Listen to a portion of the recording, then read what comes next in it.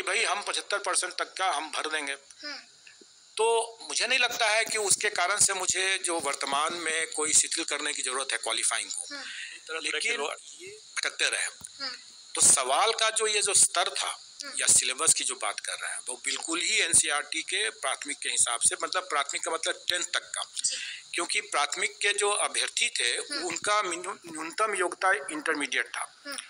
तो इसलिए हम लोगों ने ये किया था कि हम लोग 10th तक का इसमें रखे थे, उसका जो लेवल था, प्रश्न का जो स्टैंडर्ड था वो 10th तक का हम लोग रखे थे। और ये 10th तक के लिए बिल्कुल है। 10th क्या, ये तो प्रश्न जो मैं बता रहा हूँ, उदाहरण दे रहा हूँ, ये तो प्राथमिक का ही है, क्योंकि प्राथमिक के बच्चे ही जानते हैं कि पाई आर स्क्वायर होता है सर्किल का।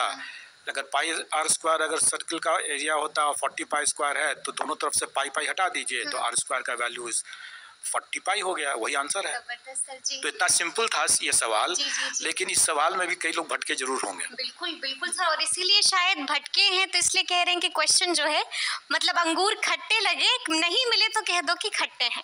तो मैंने पहले किसी इंटरव्यू में कहा ही था कि हमारा काम ही है कि हम उन लोगों को कंफ्यूजिंग क्वेश्चन दें, ताकि तब पता चलेगा। जैसे ये क्वेश्चन देख के मैं बहुत खुश हुआ कि ऐसा क्वेश्चन पूछा है जिस सेटर ने, तो बड़ा अच्छे तरीके से उन्होंने ये क्वेश्चन पूछा। काफी अच्छे तरीके से, बिल्कुल। अच्छा सर, एक और सवाल है मेरा कि कट ऑफ क्या, आपने कहा है कि अब जिनके जो अंक हैं अगर कम भी अंक आते हैं तो कट ऑफ में भी थोड़ा सा फेर बदल किया जाएगा। देखिए, हम लोगों ने ये कहा कि अगर हमारी रिक्ति 75% से नहीं भर पाती है, तो हम 75% अभ्यर्थियों या 75% रिक्ति दोनों में जो कम है उतना हम लोग जरूर भर देंगे। और उस हिसाब से हम लोग जो कट ऑफ है, जो हमारा क्वालिफाइंग कट ऑफ जो 40% जनरल के लिए जैसे है, उसको हम लोग उतना उस हद तक शिथिल करेंगे। लेकिन ये सुविधा जो हम लोगों ने दिया है, ये हम लोगों ने, क्योंकि हमें मालूम नहीं था कि प्रश्न का स्टैंडर्ड क्या है, अभ्यर्थियों के लिए का क्या स्टैंडर्ड है, ये मुझे भी पता नहीं था। और जैसा मैंने पिछले प्रेस कॉन्फ्रेंस में बताया भी था कि इन्हीं सब कारणों से हम लोगों को इसको सुधार करने की जरूरत है, क्योंकि हम लोग जानते नहीं है और सरकार की मंशा है। वैसे सरकार के ऊपर लोग हमेशा आरोप लगा रहे थे कि सरकार नहीं चाहती है नियुक्ति करना, जबकि इसके ठीक उलट सरकार की मंशा है कि अधिक से अधिक नियुक्ति देना। और आप इसी कारण से हम लोगों ने कहा कि भाई अगर गलत लोग बयानबाजी कर रहे हैं, गलत बयानबाजी कर रहे हैं कि भाई सरकार की मंशा ही नहीं है, तो सरकार अपनी मंशा दर्शा रही है कि भाई हम 75% तक का हम भर देंगे। तो मुझे नहीं लगता है कि उसके कारण से मुझे जो वर्तमान में कोई शिथिल करने की जरूरत है क्वालिफाइंग को, लेकिन ये एक प्रोविजन किया गया इसलिए कि लोगों को लगे कि हाँ, सरकार की मंशा भी है नियुक्ति करने की, हमारी मंशा है नियुक्ति करने की, और अगर बाई चांस कोई ऐसे मामले में अगर नहीं भर पाते हैं तो हम रिलैक्स करने के लिए तैयार हैं। और ये बात आपने देखा होगा कि अभी हमारे जो 9th 10th या 11th 12th में हमें जो स्मरण है कि उसमें 4 पेपर जो 9th 10th में है और 3 पेपर 11th 12th में ऐसे हैं, उनको छोड़ कर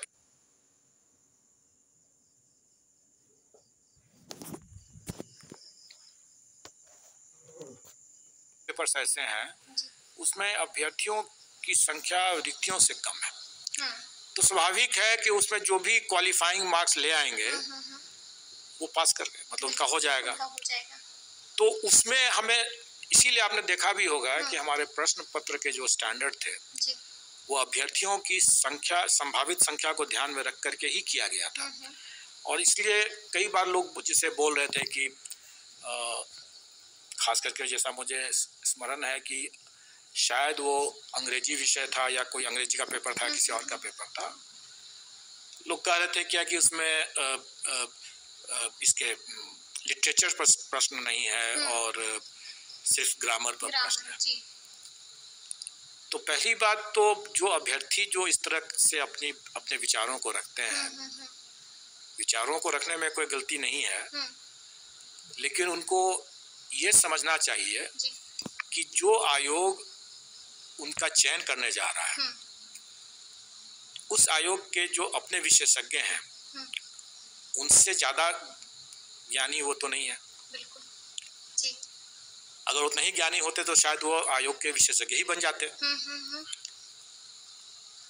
तो उनको समझना चाहिए कि जो जो विशेषज्ञों ने जो बनाया है उसको कई चीजों को सोच समझ करके ही बनाया है, इसलिए उस पर टीका टिप्पणी से उनको बचना चाहिए। अब वो विषय जब आप देखेंगे तो अभ्यर्थियों की संख्या जो है वो रिक्ति से कम है।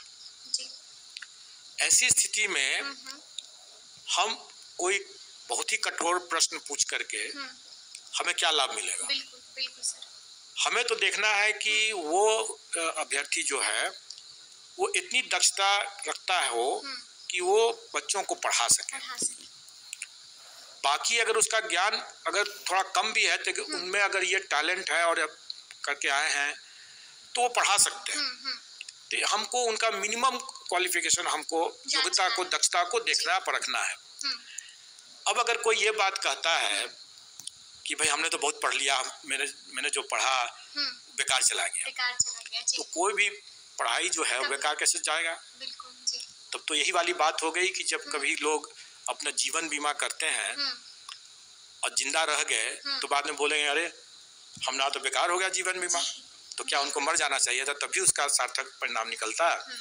तो कुछ हद तक इसी यही बात है कि अगर कोई पढ़ाई कर लिया, नेचुरली आप ज़्यादा पढ़ेंगे, और इसी कारण से हम लोगों ने कभी भी उसका ब्रेकअप नहीं बताया कि हम किस विषय में कितना हम प्रश्न पूछेंगे, और कभी नहीं बताते हैं, बताना चाहिए भी नहीं। हम क्यों बताएं कि आपसे हम सिर्फ 5 क्वेश्चन इसका पूछेंगे, 10 क्वेश्चन उसका पूछेंगे, ऐसा कोई फिक्स्ड है भी नहीं। आपको पूरा पढ़ना है, हम कहीं से भी 5 क्वेश्चन पूछ लेंगे, और नॉलेज कभी जाया नहीं जाए। बिल्कुल, और आपको तो पढ़ाना है। आप तो सरकारी पदाधिकारी के जैसा नहीं है कि आपने जो पढ़ा उसका उपयोग कम आएगा। आपने तो जो पढ़ा उसको डेली आपका उपयोग है। अब तो दूसरे ही दिन आप जब पढ़ाने जब जाएंगे तो अपने बच्चों को कैसे पढ़ाएंगे? इसलिए ज्ञान कभी बेकार नहीं जाएगा, मेहनत कभी बेकार नहीं जाता है, और इसलिए कोई इस तरह के गलत टिप्पणी करने से उनको बचना चाहिए। सर अब तो डॉक्यूमेंट वेरिफिकेशन भी स्टार्ट होने वाली है सितंबर में।